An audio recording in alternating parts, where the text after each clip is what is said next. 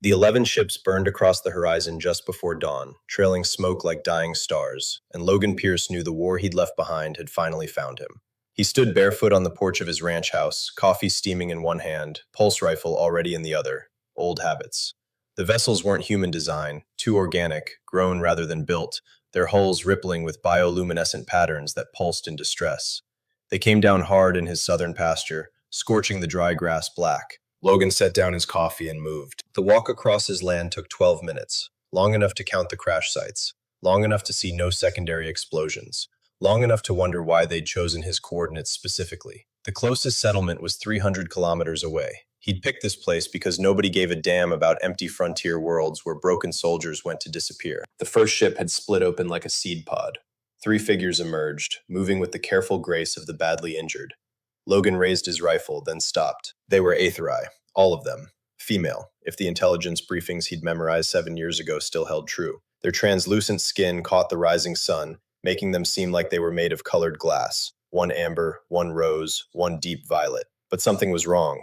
Their skin, normally radiant, looked clouded, cracked in places. The amber one saw him first. Her eyes, entirely silver, no whites, fixed on Logan with an intensity that made him remember firefights and last stands. She held up both hands, empty. When she spoke, her voice layered over itself in harmonics that made his teeth ache. "You are human military. Signatures on your dwelling confirm this." She swayed.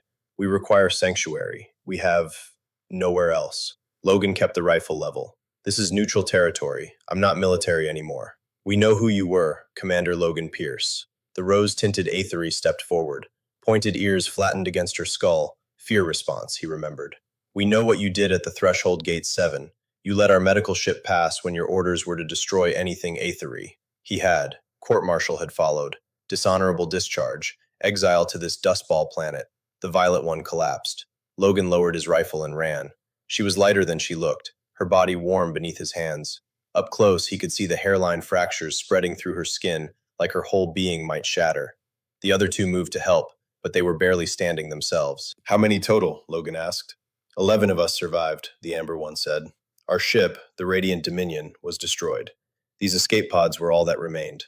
Logan looked at the crash sites scattered across his land. 11 Aetheri, all clearly traumatized, all choosing his ranch specifically.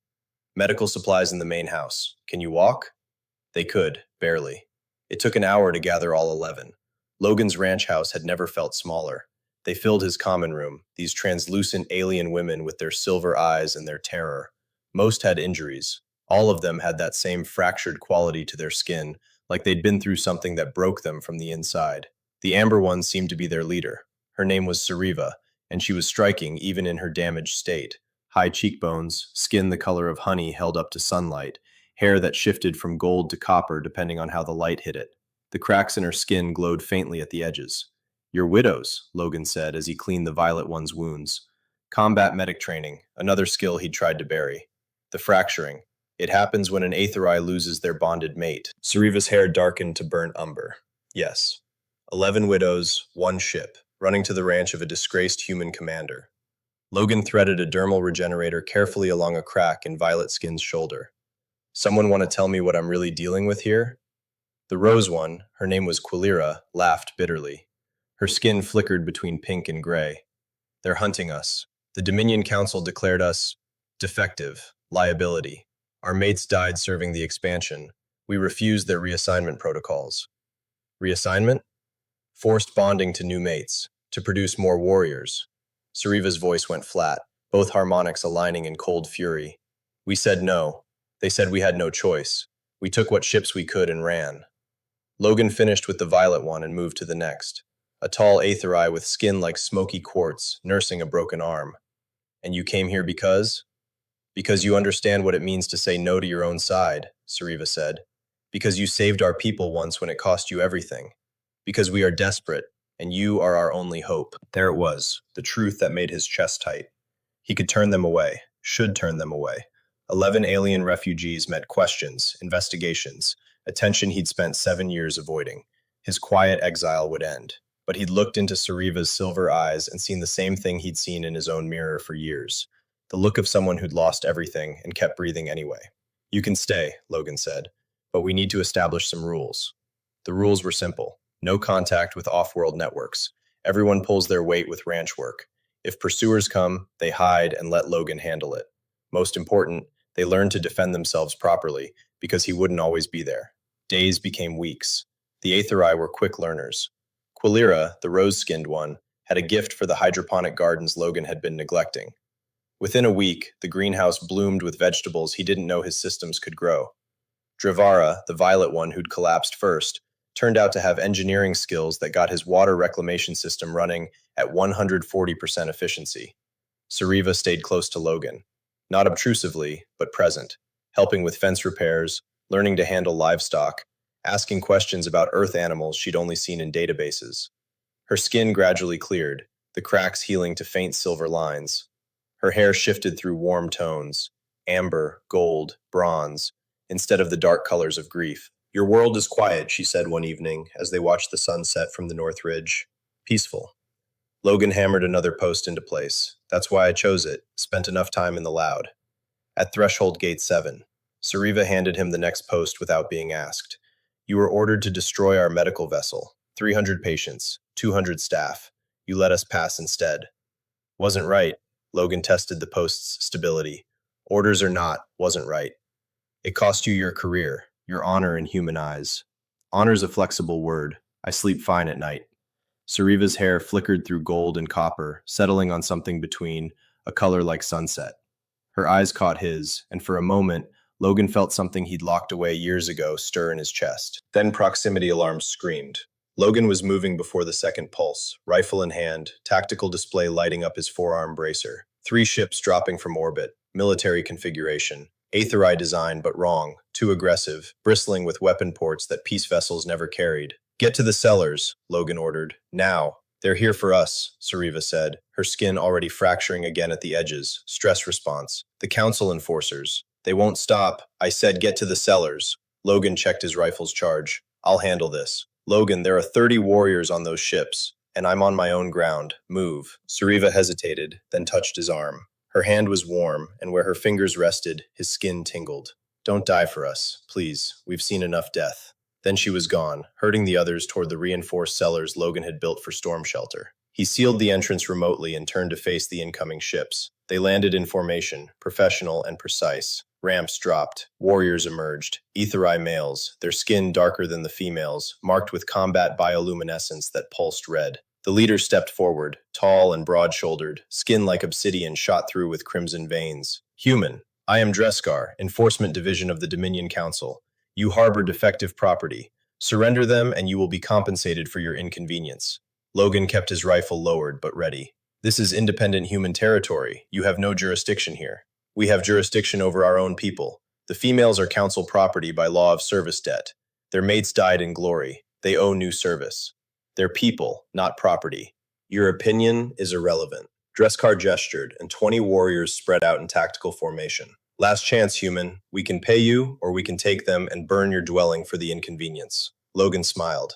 It wasn't a friendly expression. "You can try." He triggered the first mine when Dreskar's left flank crossed the fence line. The explosion took out 4 warriors and sent the rest diving for cover.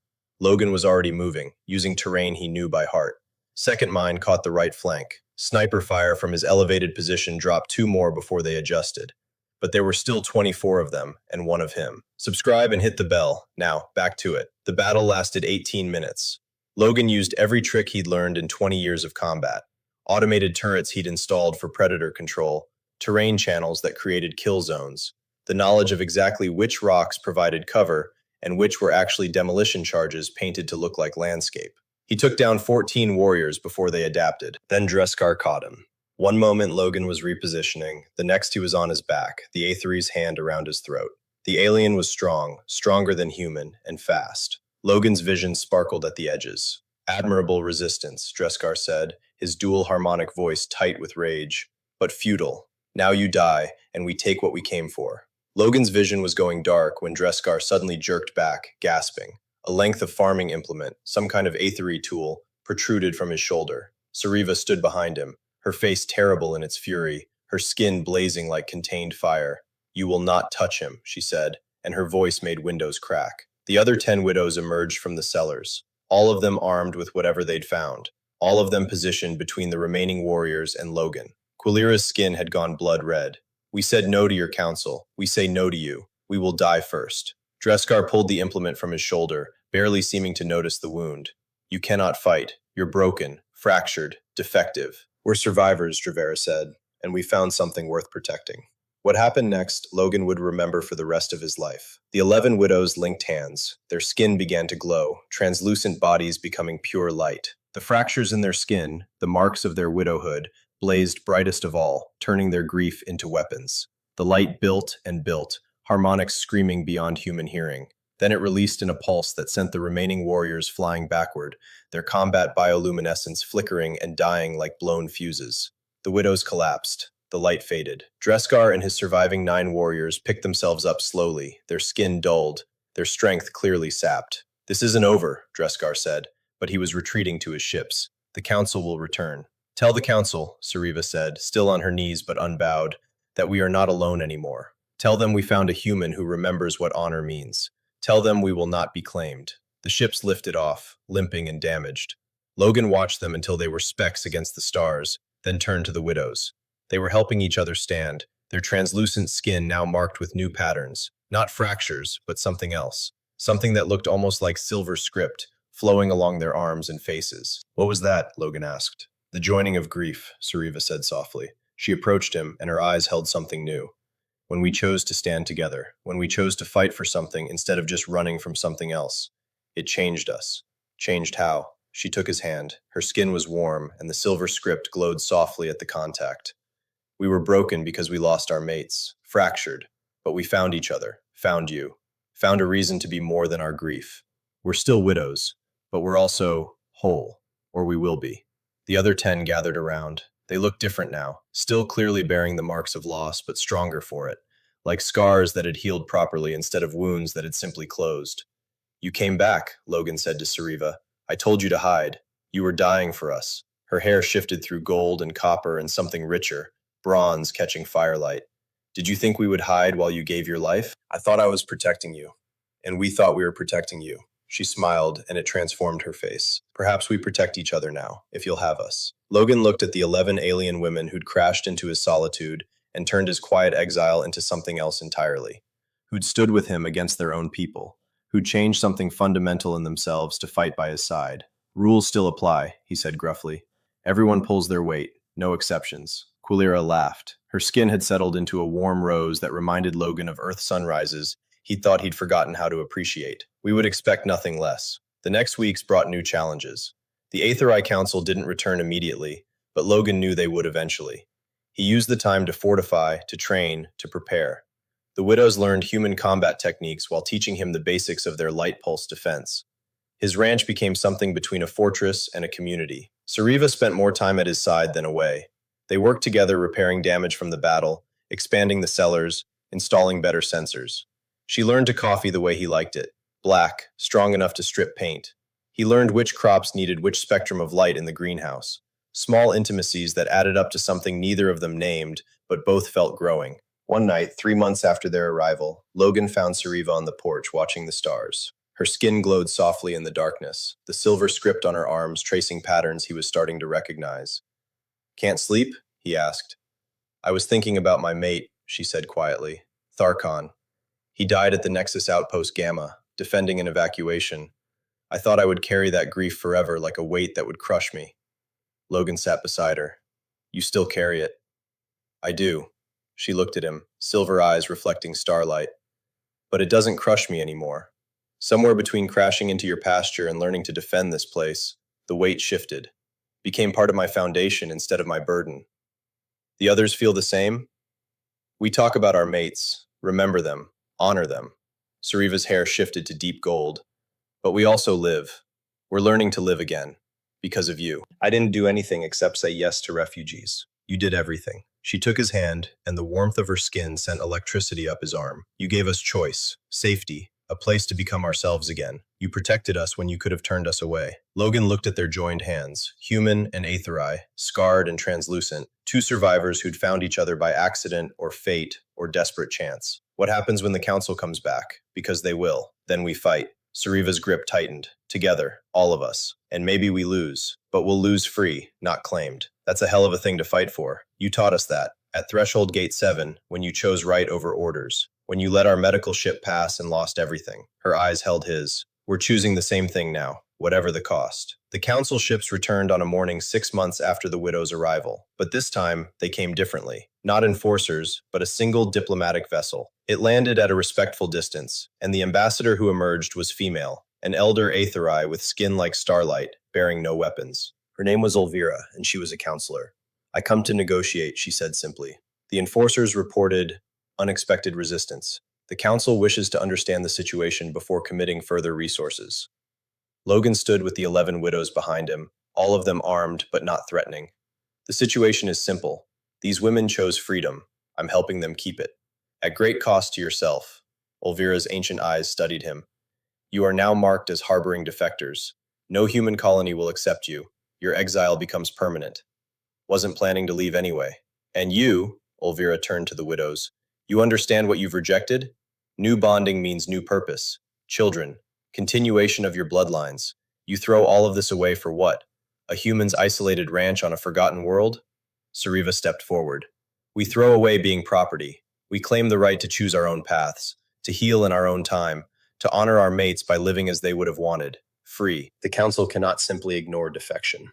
Then the Council must adapt. Quilira's skin brightened. We are not the only widows who felt this way. How many others have you silenced? How many have you forced into bonding that broke them further? Elvira was silent for a long moment. The morning sun caught the silver script on the widow's skin, making it gleam. Finally, the elder counselor sighed. I cannot grant you official sanctuary. The Council would never accept it. She paused. But I can ensure that enforcement assets are redirected to more pressing matters, that this world is marked as low priority for resource allocation, that accidents of paperwork might lose your location in bureaucratic systems. Logan understood. Official denial, unofficial permission. In exchange for proof that this works, that widows can heal without forced bonding, that choice doesn't destroy but strengthens. Elvira looked at each of the 11 in turn. If you can show this, perhaps the Council might consider reforms.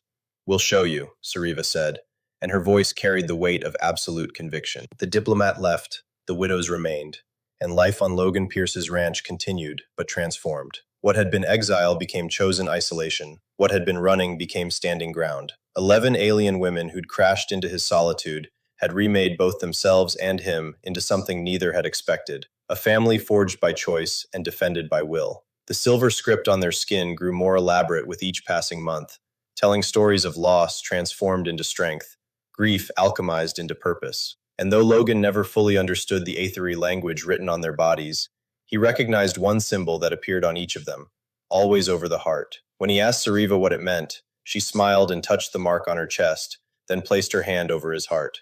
Sanctuary, she said, the word for a place where broken things learn to be whole again, the word for home.